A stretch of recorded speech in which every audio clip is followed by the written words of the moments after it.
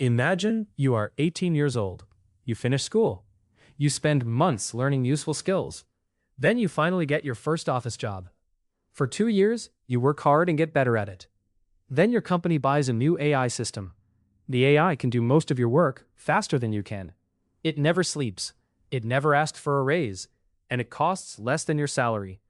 So the company lets you go. At first, this sounds like a personal problem. But now imagine the same thing happening to millions of people. Accountants lose work, designers lose work, programmers lose work, customer service workers lose work. Even managers begin to lose work. The companies may become richer, but ordinary people have less money. And that creates a much bigger problem. A company can use AI to make products more cheaply. But someone still has to buy those products. Imagine a company replaces almost all of its workers with machines. Its costs go down, its profits go up, but the workers it fired can no longer afford what it sells. Now repeat that across the entire economy.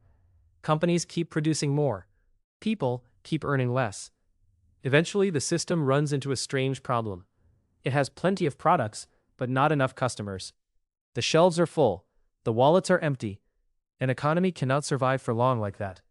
So money would have to reach ordinary people in some new way. Maybe governments heavily tax AI companies. Maybe everyone receives a basic income. Maybe the public owns part of the AI infrastructure and shares the profits. But if none of that happens, wealth could collect in very few hands. Governments also depend on people having jobs. When you earn a salary, you pay income tax. When you buy something, you pay sales tax. That money pays for hospitals, schools, roads, and public transportation. Now imagine millions of people lose their income. They pay less tax, they spend less money. At the same time, more people need help. So the government receives less money while being asked to spend more. That is where the political problem begins. The government can tax the companies that own the AI. It can distribute some of the new wealth to the public. It can cut public services. Or it can try to control an increasingly angry population. Imagine people cannot find jobs. Rent is still expensive. Food is still expensive. Public services are getting worse. People become frustrated. They protest. They stop trusting the government. Extreme political movements begin to look more attractive. A healthy government might change the economic system, but a weaker government may choose an easier response. More surveillance, more police, more restrictions on what people can do online. It is often cheaper to control unhappy people than to solve why they are unhappy. This does not mean every country will become a dictatorship. But economic fear can make authoritarian leaders sound comforting. The leader says, "The country is in chaos."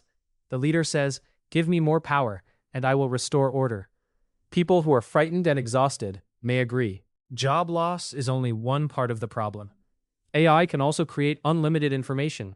Fake videos, fake voices, fake news reports, fake experts, fake social media accounts. Imagine seeing a video of a politician accepting a bribe. It looks real. The voice sounds real. Thousands of accounts are sharing it. But the entire thing was generated by AI. Now the politician says the video is fake. How do you know who is telling the truth? The problem is not only that people may believe fake information, people may also stop believing real information. A real recording can be dismissed as AI. When anything can be generated, everything can be denied.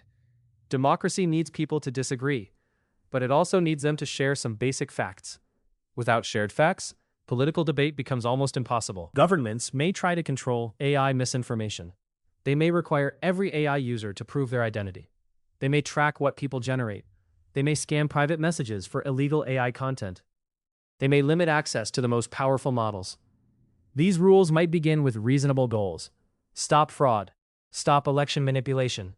Stop dangerous fake videos. But enforcing those rules requires watching people more closely. That creates a difficult trade-off. To protect democracy from AI manipulation, governments may build systems that make democracy less free. The solution can begin to resemble the problem. There is another possibility.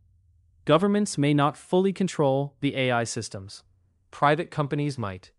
A few companies could control the models, data centers, platforms, and digital identities society depends on. You would still vote in elections, but many important decisions would happen inside companies. What information are you allowed to see? Which AI tools can you use? Can your account be removed? Can you apply for a loan?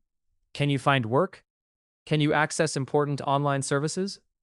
These decisions may be made by software owned by companies nobody elected. Democracy might still exist on paper, but real power could slowly move somewhere else. None of this is inevitable. AI could also improve democracy. It could make education cheaper. It could help people understand complicated laws. It could expose corruption. It could help citizens organize. It could give small groups tools that once belonged only to governments and giant corporations. Governments could tax AI-generated wealth and distribute it fairly. Schools could teach people how to verify information. New systems could prove whether videos and documents are real. Laws could stop companies from gaining too much power. Democracies have survived major technological changes before. The printing press changed politics. Radio changed politics. Television changed politics. AI may be another transformation society eventually learns to manage. But there is one major difference. AI is changing how people earn money. And it is changing how people decide what is true. Modern democracy was built around citizens who worked, paid taxes, and shared a common information system. AI may weaken all three at the same time. That does not mean democracy will disappear, but it does mean democracy may have to change. The real question is not whether AI will become powerful.